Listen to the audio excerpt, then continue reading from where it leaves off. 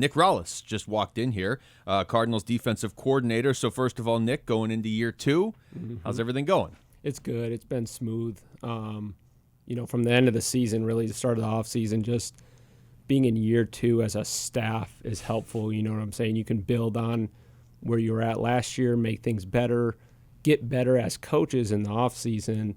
So now, once the players got back in the building a month ago, we're better coaches, we're better teachers, which should ultimately help them become better players. And so, from the players' perspective, year 2 is also helpful because there's plenty of guys second year in the system. They know how we do things and what we do. Yeah. So, and a lot of those guys are leaders of the team, leaders of the defense. So it's been smooth. It's been good. Nick, it's interesting because I look at this defense and I think there's going to be a lot more starters this year that didn't even play last year. Now, that's just me. That's my own take on that. It seems like there's going to be some turnover, a significant amount of turnover. So I'll ask you this, Coach. How much of last year is going to impact this year? This is a new season, so I would say none. Now, last year, obviously, everyone that was here, we've gotten better. Yeah. Coaches and players, but, guys that are coming in from college, coming in from free agency, obviously we brought in a lot of good competition, a lot of good talent, and it should make us a better defense. Nick Rallis is joining us. Nick, we were talking earlier how everybody always wants to have a defense full of Buda Bakers. It's kind of tough because there's really only one Buda Baker. There's really only one Kaiser White, too, but the way he played last year, it'd be nice to have a full defense of just Kaiser Whites out there. Kaiser White and Mac Wilson in the middle of your defense, however that looks. That's something I think a lot of people are excited about. What can you tell us about maybe what you hope from that duo? Yeah, so both of those guys are, I call them heavy-handed, right? They know how to play in the box, and they know how to be physical, which is a huge part of this defense, playing violent. And both those guys really epitomize playing that way. That's what I loved about Mac, obviously through free agency, and being with Kaiser now is my 3rd year, knowing how he plays the game. Forget the skill set. It's just how those guys play the game brings an element that, if I know you're nodding your head right now because I know what you mean. Yeah, violent. This is a violent game, and you have to play defense that way, and to have 2 guys in the middle that play that way. And honestly, that whole linebacker room is that way. I feel great with a lot of those guys going in the game, competing for roles on this team because I know that the element of physicality that they bring. Coach, could you say that again, just about the violence? And we all know what he's talking about in between the white lines, of course. So I'll ask you this, though, Coach. Schematically, what is the identity of this defense going forward? Or is it way too early to actually even talk about that? No, it's not. And the identity hasn't changed. The first thing that I talk about with the players is adaptability. And that's doing what you have to do on a week-to-week basis to win the game. Are you taking away a player? Are you taking away scheme? Are you doing that with scheme? Or are you doing that with a player, right? Matchups? Or is it more X's and O's? And so that never changes. Now, as you go, you realize you might be better in some areas than others, or you got to utilize people's skill sets in certain ways. So the picture could look different this year at times. Every game is going to look different. But that philosophy doesn't change, and it never will. And that's just not just the adaptability of who we have and what we have to do on a week-to-week basis, but we've adapted from a defense perspective on how do we have to defend offenses in 2024, right? Because they're forever changing, and you have to stay up with everything that they're doing that gives defenses issues. And so sometimes you have to change, even though you might love how you did something. Well, man, that was so 2002. Like, that's not really what you need to solve for right now. 2024 is different. And so we've adapted from that sense as well. We're talking to Nick Rallis. Nick, with Darius Robinson, I know it's very early, haven't got to work with him a ton yet, but based on what you guys saw when you drafted him and just kind of what you know about him, what does he allow you to do defensively? Because he's pretty versatile. Yeah, he's versatile. It kind of goes into that adaptability piece of being able to do multiple things, and when he's on the field, he can play multiple spots. So that alone gives you the ability to get in and out of different defenses when he's on the field, whether he's on the edge or he's inside. On early downs and on rush downs, right? Because he can rush on the edge, he can rush inside as well. So, just with the initial couple weeks he's been here, it's pretty clear he's very talented. He's got a work ethic through the roof. He's detailed. He's smart. So excited to keep going and working with him. Nick, will we ever see him in a wide 9? Would he ever be out there? I mean, I know we're on radio, but shoulder shrug, maybe? He That's just gave awesome. you an emoji on radio. When I think of him lining up. You could line him up anywhere, especially when you're talking about third and obvious pass situation. You could put him on the center if you wanted to do. This is a guy that I see as being able to move around a lot and being very versatile, not only physically, but I mean mentally. Yeah. Would you agree with Accurate. that? Yep, very accurate. Okay. Yeah. So he could be anywhere on third and obvious. He could be anywhere. He could be anywhere all the time. Could he even stand up? Yeah, he might play a little safety. Nah, I'm just kidding. Okay, now he's just safety messing now. with He is me messing right with now. you at this Yes. point. Now I'm messing with you, man. Nick, Zaven Collins is going to be in here. We're going to talk to him in a little bit, and he didn't get the fifth-year option picked up, which I know is not ultimately, like, you're not the GM of the team, but you do work with him on a daily basis. How do you expect that to impact him, if at all? Not at all. I mean, he knows that we see him being here in the future going forward. He's a huge piece of what we do defensively and as a team, a leader, a locker room guy. So he knows that he's a huge part of this team now and going forward. And I don't see it impacting him at all. He doesn't, and that's the resilient mindset of him.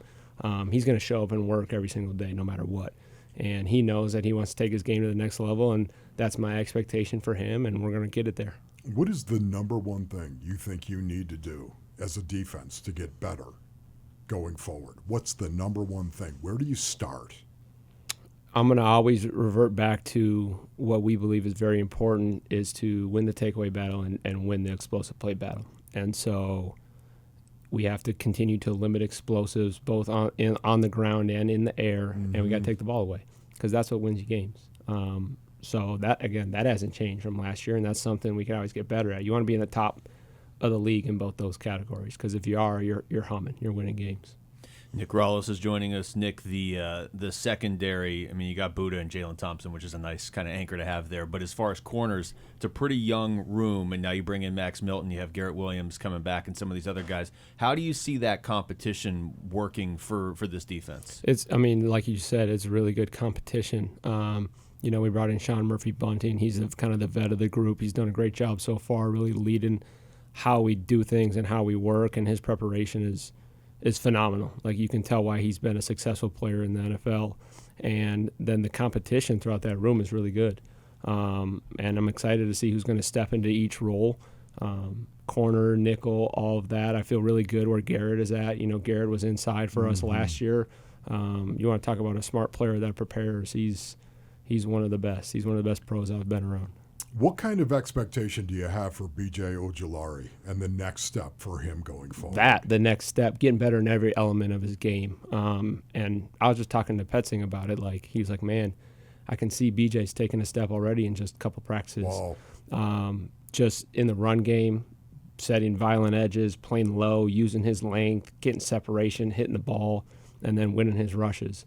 So I'm excited about B.J. I know he's been working hard. He's looked good so far. He's got to keep building on it. We talked to Justin Jones yesterday. He's not like he was ready to play. And he also sounded like a lot of what you were saying the identity of this defense could be. I'm assuming this is by design. We've talked to some of the players about it, but you have a lot of guys that already seem like they're on the same page the way they approach the game, and it's only May. Do you notice that too as when you're out there coaching? Yeah. Credit to Monty. For everybody in this building is very serious about football. And you talked about, JJ, he is serious, right? Very serious about it. Unbelievable. He's a pro's pro. So, that right there alone is the most important thing. And once you have the right group of guys and you can go forward and focus every day as a unit, how do we get better? And ultimately, I always put the team before yourself, and we got a group of guys that do that. And so that's why they're on the same page, is because they're wired the right way. And, it's us coaches' job to lead the direction, but they ultimately carry it, right? They are the team. The players are the team. It's their defense. It's their offense. It's not the coaches. So the fact that they're running with it, it's really good. It's what you want. You know what's amazing about it, Coach? You know I love this conversation, the philosophy of football, right? The culture of it all. You've got to have an idea.